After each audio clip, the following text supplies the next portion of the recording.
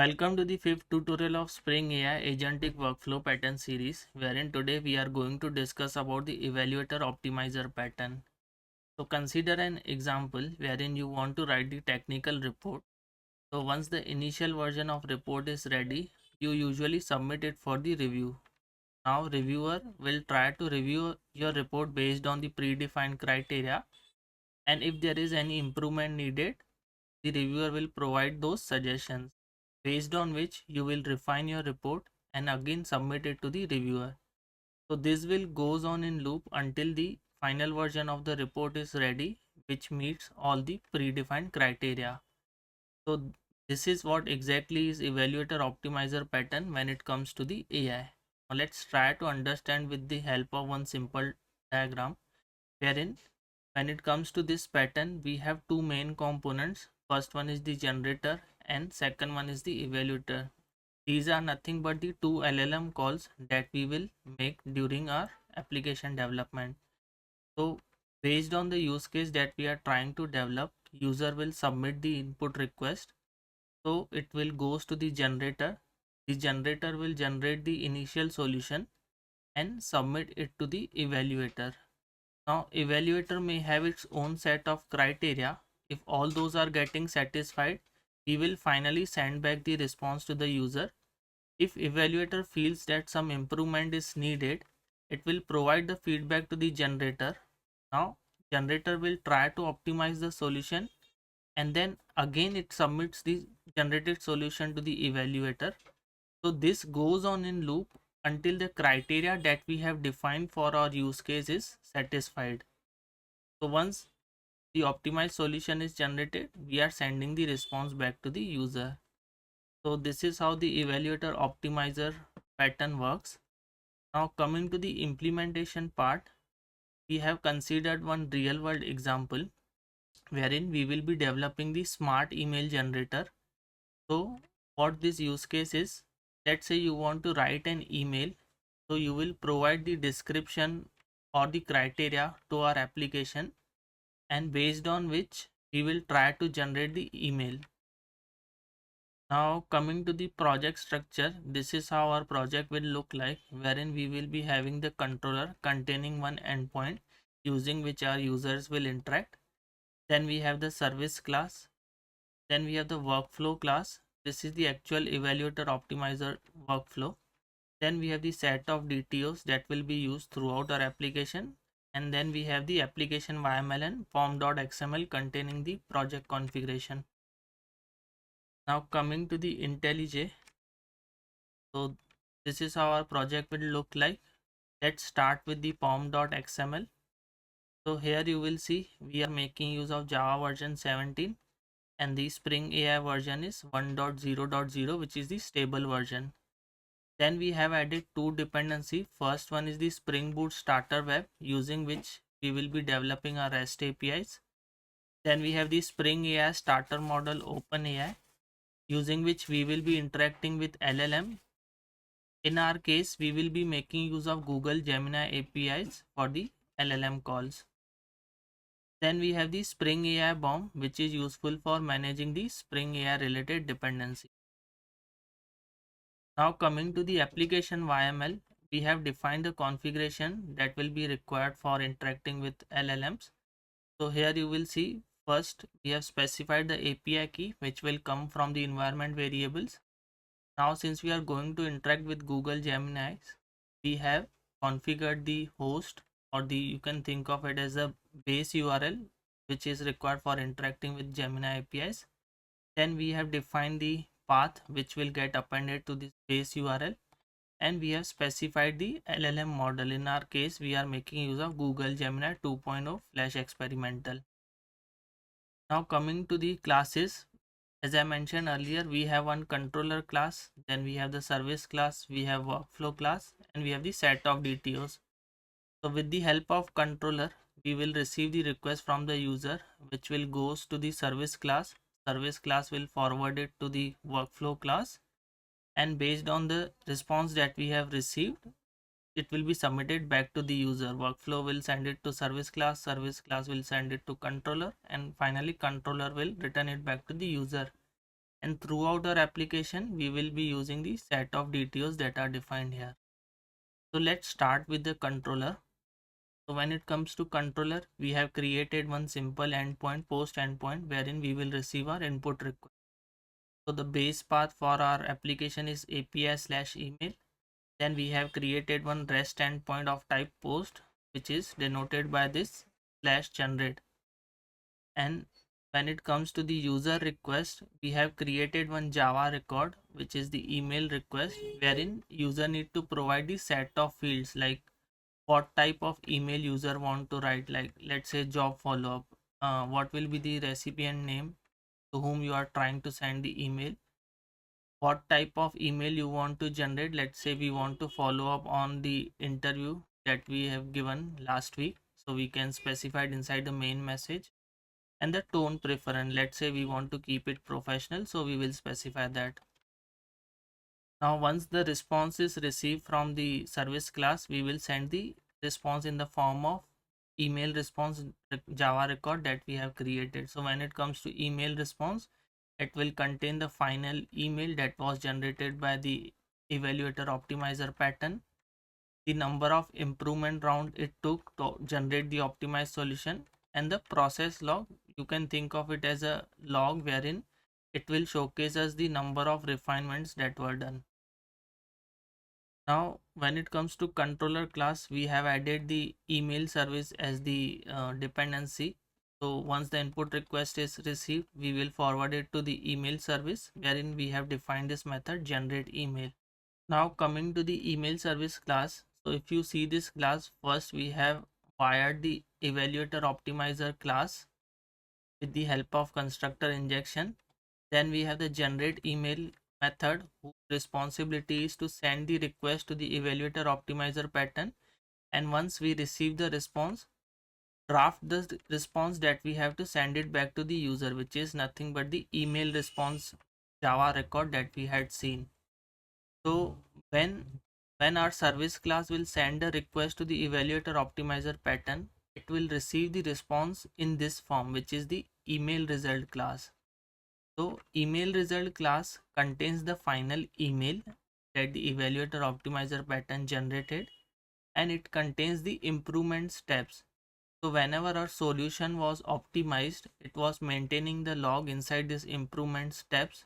So it will send it back to the service class, and using this we are constructing the final response that we have to send it back to the user. So here you will see it will contain the final email, it will contain the log of improvements that were done throughout the process, and how many steps it took to generate our refined solution. For this we have specified one simple formula here, and throughout the process if any exception is encountered, it will be cached inside this catch block, and based on which we will generate the error response and send it back to the user. Now coming to the evaluator optimizer class, wherein in order to generate our response we have created create perfect email method. Coming to the create perfect email method, before we go through the implementation of this, let's see what exactly we have defined inside the evaluator optimizer class. First we have defined the chat client, using which we will interact with the Google Gemini APIs. So here you will see inside the constructor we are initializing the chat client with the help of chat client builder, which is provided by Spring. Then we have defined the max attempts. Now in order to understand these max attempts, we will go back to our diagram, wherein you will notice here we are running the steps in the form of loop. Now what if it goes in the endless loop? Generator is trying to generate something, and each time the evaluator is saying the solution needs the improvement. So in order to prevent that, what we have done is we have defined the max attempts, wherein it will try to generate solution for the 4 times, and even after 4 times if evaluator is saying the solution is not optimized, we will simply send back the error response to the user. So this was the use of the max attempt. Then we have defined the writer instruction and the editor instruction. So these are nothing but the generator and the evaluator instruction. Now coming to the generator instruction, here you will see that Since we are working with the use case of email, accordingly we have drafted the instruction like think of you as a professional email writing assistant, wherein based on the request that user has submitted, create a suitable subject line, and if there is any feedback, apply it in the next draft. And what we are trying to tell the generator is, when you generate the response, generate in this format which contains the reasoning field, wherein you will describe the summary of email content and the final email content that you have generated. So this was for the generator instruction. Now coming to the evaluator instruction, here you will see we have mentioned the instruction for the evaluator, wherein the first rule that we are saying is the generated email should be less than or equals to the 80 words. Now this has been added to showcase how the evaluator optimizer works, because whenever the initial draft is generated, most of the time it is greater than 80. In order to showcase the evaluator optimizer loop, we have added this rule. Then we have added the verdict, wherein we are saying to the evaluator, if the word count is over 80, send the response as it needs some optimization. The word count is less than 80 or equal to 80, consider it as the good to send, which means we will send the generated response to the user. So whenever the evaluator generates the response, it will contain two fields. First one is the verdict, as we discussed, good to send or needs work, and the suggestion. Let's say the evaluator think it needs some suggestion, it needs some optimization. So what optimization is needed, here it will specify that inside the suggestion field. Now coming to the editor instructions. So these were the four things that we have covered. Now comes the main method, which is the create perfect email, which was called from our service class. So here you will see, in order to generate the loop here, so what we have done is we have created one method which will try to generate the email, and it will run in the recursive format. So here you will see the fields that we have received from the user in the form of input request. Here we are specifying that, and we are specifying the number of attempts that has been done till now. Since we are calling this method for the first time, we will send this as the value as 1, attempt number as 1. Now coming to the improve email recursively method, first we have defined the safety check in order to make sure that the number of attempts don't goes beyond the max attempts that we have defined, which is 4 in our case. If this is the case, then we will simply send the response as maximum attempts reached, and whatever optimization that we have done till now will be specified inside the process log. Now post that, what we are doing is we have divided the entire solution into the 4 parts.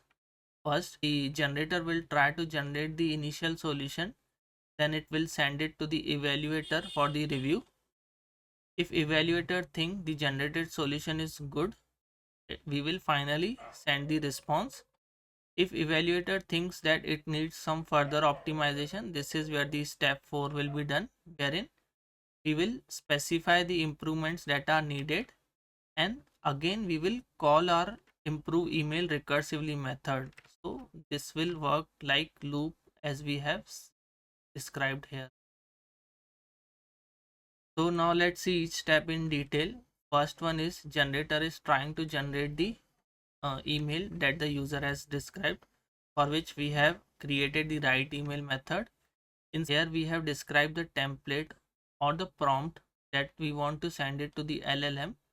So based on the details that we have received in request, we are populating the email details, and the writer instructions that we have seen earlier will also be considered. And then we are making use of chat client to call the LLM, wherein we will pass the prompt that we have drafted here. We will call the LLM, and we are telling the LLM to provide the response in this particular format, which is writer response. So if you see this class, it contains the email, which is nothing but the response that the generator has, the email that the generator has created, and what was the reasoning behind it. So we are simply returning back. So coming to the write email method, we have received the response. Now we will send this response for the review. Here you will see we have given the field name as draft, and from draft we are extracting the email content and sending those to the evaluator. Now when it comes to the review email method, the steps are similar, wherein for evaluator we are drafting the prompt here, wherein whatever the email content the generator has generated, we are specifying that, as well as the evaluator instruction that we had seen earlier, based on which the prompt is generated. We will, with the help of chat client, we will send it to the LLM, and we are telling the LLM to provide the response in this format, which is editor response Java record. So it will, while generating the response, it will generate the verdict as needs work or good to go, and it will also provide a suggestion if our the generated email needs some improvements or optimization. Coming back to the review email method, so we will receive the response in the form of editor response, and we have given the name as review. Now based on the verdict that the evaluator has provided, if it is good to send, we will send the response to the user, wherein what we are doing is the email that was generated by the generator, we are sending that, and the process log is nothing but each time the response is generated by the generator or evaluator, we are just sending it to, we are just adding it to the list, and while generating the final response, we are just sending it back in order to see how many steps were required in order to generate our optimized solution. Now if the evaluator has provided some feedback which says it needs some work or improvement, this is where the step 4 comes into the picture, wherein the email that was generated by the generator is mentioned here, the suggestion that was provided by the evaluator is also mentioned here, and based on that we have created one string which we will send it in the next method, which is nothing but we are calling our same method again, but now it contains the feedback as well as the solution that was generated by the generator. So the whole process will repeat, and the attempt number will be incremented by 1. So this is how this method is called recursively until the optimized solution is generated. Once the response is generated, we will give it back to the service class. Based on the response received, service class will construct the final response, will return it back to the controller, and controller will return it back to the user. Now let's see this in action, wherein we will run our application. So the application is started. Now we will go to Postman. Here you will see, here we are calling the API email generate endpoint, and we have provided the set of inputs that are expected by our application, wherein you will see the email type is mentioned as job follow-up, the recipient name is mentioned as Sarah, who is a hiring manager, and the type of email that we want to generate is described here, wherein we want to check on the status of the position that we applied for, and then we are setting the tone preference as professional and enthusiastic. Now when we will send this response, let's see our application logs, wherein you will see inside the attempt one, the initial email was generated, and the generator has also provided the reasoning behind this, but evaluator thinks that it needs some optimization, which says the draft is 84 words, but our solution clearly mentioned that we need the email under 80 words. So this is when the next attempt was done, wherein the generator provided the next version which evaluator feels is good to send. Now coming to the Postman, wherein you will see the final email that was generated by generator is mentioned here.